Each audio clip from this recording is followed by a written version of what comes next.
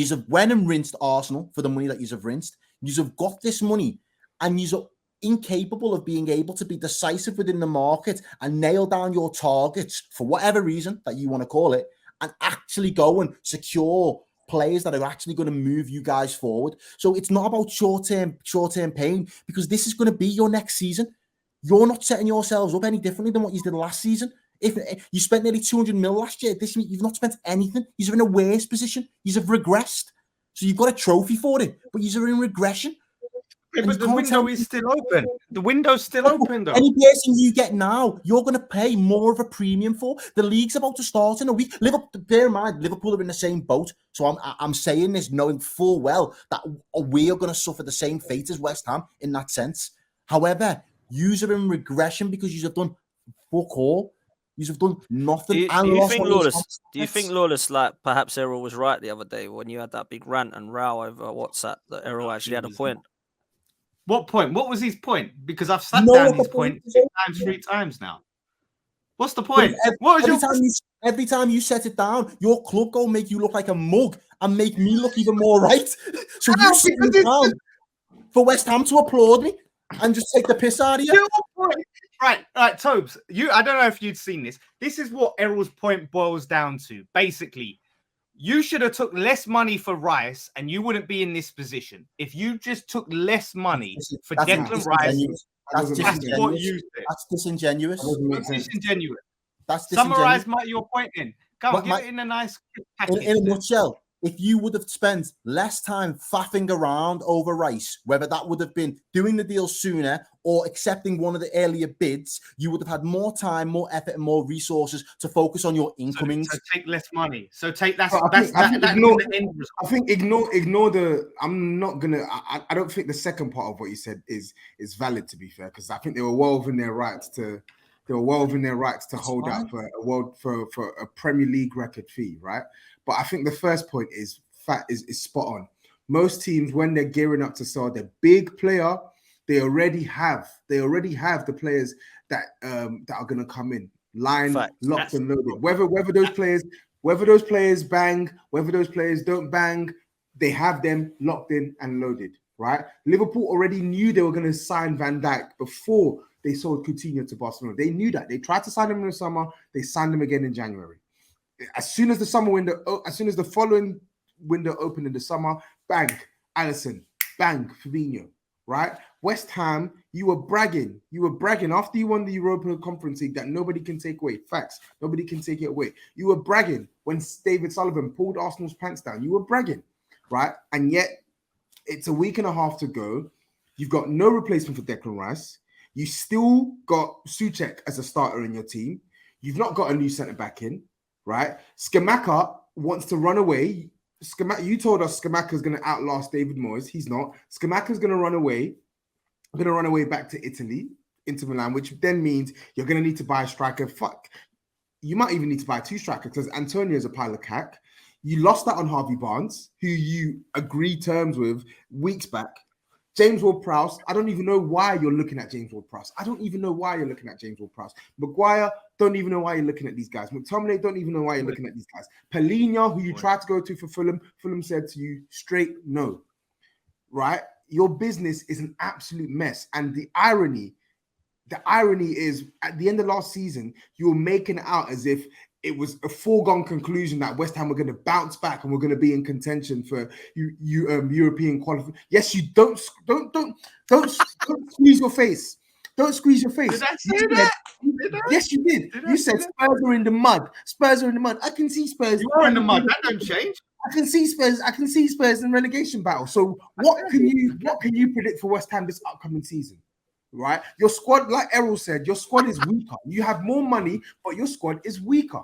Your squad is literally weaker, right? It's weaker. Yes. Without your talismanic captain, Scamacca's leaving, players are aging, certain players want to leave. So I want you, Mystic Meg, what do you foresee in West Ham for this season? Tell me. Look, listen, I never said West Ham are going to be back, right? What I said is... You were speaking with confidence. You were speaking with confidence. Guys, am I lying here? You were speaking with confidence that West Ham... Okay. guaranteed to have a better season than you did. Oh, guarantee. I don't throw out guarantees. I don't throw out guarantees. I said you were speaking like West Ham were guaranteed to have a better season than last year. I agree, and I never disputed that the big fuck up that we made was not having a replacement for Declan Rice lined up, planned, and ready to go before we sold him, right? That was the problem. And we can all agree that was a big mistake from the club. And when we talked about it, I was talking under the assumption of we would do that. We would not sell Declan Rice without having someone lined up ready to go. Yes, we can sell him. We was telling you that's the case, though. I was literally telling you while you're fucking around. Who are you getting? Who have you secured? Who are you lining yourself up with? Well, the director of football's not in yet. This, that, the other. You were making excuses even back then, bro. And I was telling you, cast iron. If you let him go and you're spending all this time fucking about with it, and then you've got nobody to identify, you're going to be left holding £100 million bag that everybody across Europe knows you're going to have. And then what?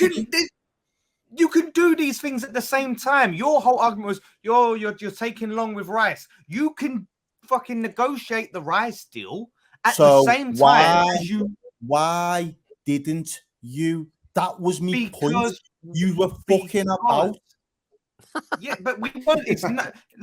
Nothing was wrong. Nothing was done wrong with the Rice deal itself, right? Okay. We got the maximum amount of money. That was right. The wrong thing that they done was not have that lined up because the club, right? Kretinsky, Sullivan, now Steidson, Noble want to go in a different direction than the manager, David Moyes. Sullivan has not got the bollocks to sack a manager, right? After the trophy win, he could have went. Listen, Moyes. But Lawless, this is my point. You don't need to sack him. You just need to let him know what the expectation is going forward. You now need to be the guy that gets the most out of the players we bring you. You are not the project. Moyes, you're not the project. You've got us as far as you've got us. You've got us to the peak, and we appreciate that, and it's great. And to be fair, give him his flowers. However, if you want to move your club forward, all you have to do is sit him down and say, "Big man, right now, we're getting professionals in, we're getting experts in to come and do a job, and you're going to not follow their lead, but you're going to work with what they give you and get the best out of them, because your track record in that department isn't up to the standard that we expect." And if they would have had that conversation, we don't know that conversation. The outcome, if that conversation happens, the outcome and everything you've just said is different, because you wouldn't be back and forth. They wouldn't be loggerheads. Moyes would know his place in the pecking order of those type of transfer decisions. But Moyes feels vindicated.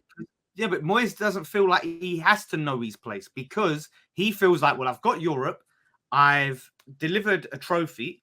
So if I'm paying your wages, you're going to do as you're told. Yeah, I know, but this is the problem. This is the weakness of Sullivan, right? Because you're right. It should be, this is how we're doing it. Look, if you're not willing to come on board, we'll say thank you for what you've done, and we're going to go in a different direction. You go your way, right? That's what should have happened, because Moyes he's done a good job, but he's not up to date with modern football. He still believes in the manager having control over everything, every aspect of the club, right? He still believes in that. It's sort of like Wenger when he was there. He was, what's the director of football? Did he direct the traffic or whatever the hell he was saying, right? And it's just like clubs now. You have an Edu. You have a Steidson, right? You have whoever Liverpool's guy is, and Spurs. Like, football clubs are more now. It has to operate more than just one man, because you have a Steidson there that can be the constant. Managers aren't constants anymore. You sack a manager who's brought in all of his style of players, and you get a new manager who then has to fucking throw everything aside and start again. Now, you have a manager, a director of football that signs the players, signs a manager that fits those players. That manager don't work out, bye-bye. New manager comes in that fits those players, and you have that constant. That's what you need. But Moyes can't accept that. How do you salvage that in your current situation? Because two things. The league is about to start. We can't push that start date back. The window has only got less than 30 days left. You need multiple incomings in order to reestablish yourselves and then potentially strengthen. You've got money, which isn't necessarily a problem, but you're going to have to play the premium now across Europe, no matter who you pay for, whether it's English players, whether it's your foreign players. How do you salvage what is a mess of a transfer window for West Ham at this point? Listen, just go with Stuyten's targets, right? Okay, we may have to pay a little bit more than we would, but we're going to get much more value for money than a Maguire or a McTominay or a Ward-Prowse, right?